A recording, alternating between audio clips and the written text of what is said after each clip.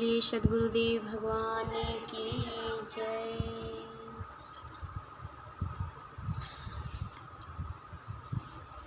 अंत समय जब आया चुके भोग वस श्वास, अमिय कुंड रवि सो सही भय काल वसनास।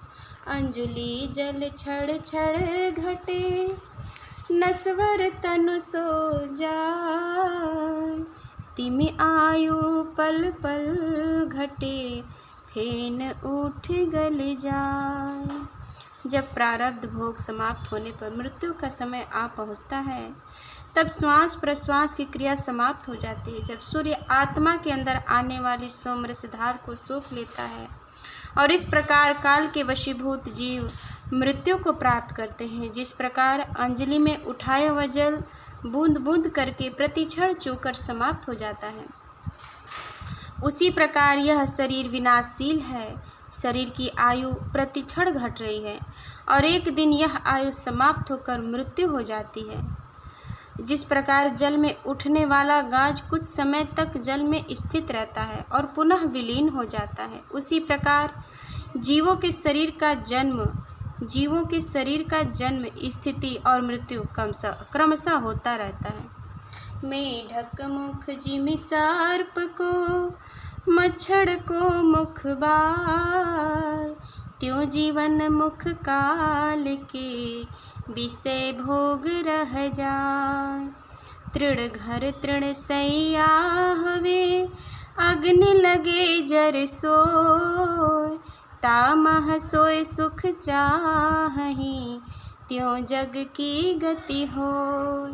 जिस प्रकार मेढक का आधा शरीर सर्प के मुख में पकड़ा गया है और अपने सामने आने वाले कीट पतंग मच्छर आदि को पकड़ने के लिए वह अपना मुख खोलता है, उसी प्रकार जीव काल के मुख में पड़ा है, किंतु विषय भोग की ओर दौड़ रहा है। कब वह काल कवलित हो जाएगा इसका उसे ज्ञान नहीं है। सूखी घास की सैया और उसी को ऊपर से ओढ़ना, उसमें अग्नि लग चुका है और वह सैन सैन जल रही है।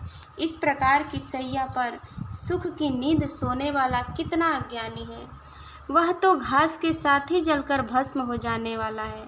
यही गति संसार में रहने वाले अज्ञानी जीवों की है, जो नश्वर संसार के विविध भोगों में सुख प्राप्त करने की चेष्टा कर रहे हैं। सच्चा एवं शाश्वत सुख परमात्मा में है, अतः मानव जीवन में रहते हुए ही परमात्मा प्राप्ति का प्रयास करना चाहिए। संसार की क्षण भर गुरता को नहीं भूलना चाहिए। काल शीस मंडराया क्षण क्षण ढूंढत दा, सो कवने विधि सो वही ताहि मरम जो पाओ। काल तत्व परिचय कहा धोखा काल प्रचंड, कहीं सदा फल बाची है मिले जेहि शब्द अखंड। काल प्रत्येक प्राणी के सिर पर चक्कर काट रहा है, यह प्रतिक्षण उसे मारने का अवसर ढूंढ रहा है। वह व्यक्ति किस प्रकार निश्चिंत होकर सोएगा जिसे काल के इस रूप का ज्ञान हो जाए।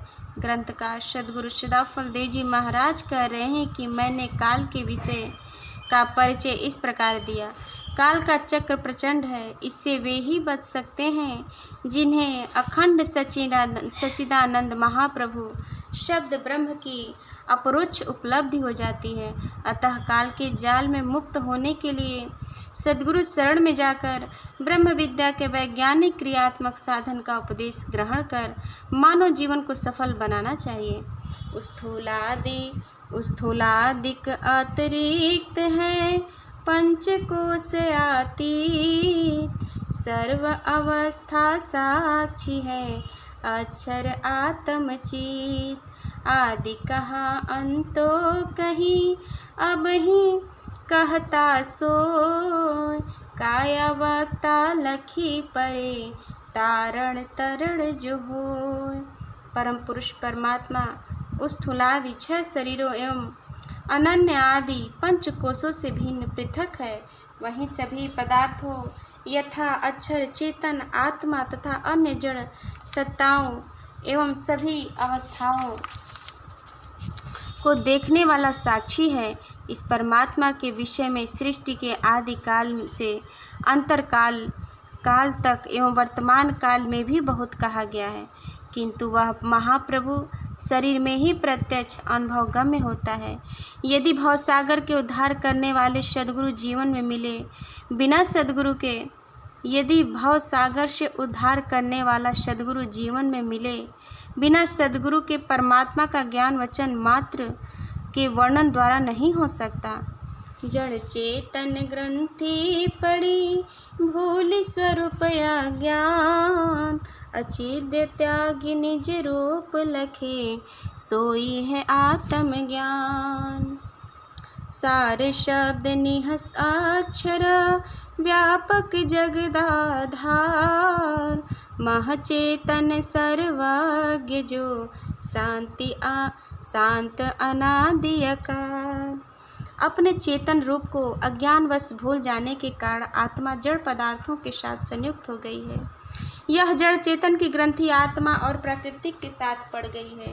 योग युक्ति से जड़ से अपनी चेतना को पृथक कर आत्मा स्वरूप को प्रत्यक्ष देखना आत्मज्ञान है। सार शब्द सत्य पुरुष सारी सृष्टि को धारण करने वाले सर्वव्यापक परम चेतन सर्वज्ञ नित्य अनादि एवं शांताकार सत्ता है। प्रेम से बोलिए सद्गुरुदेव भगवान की जय।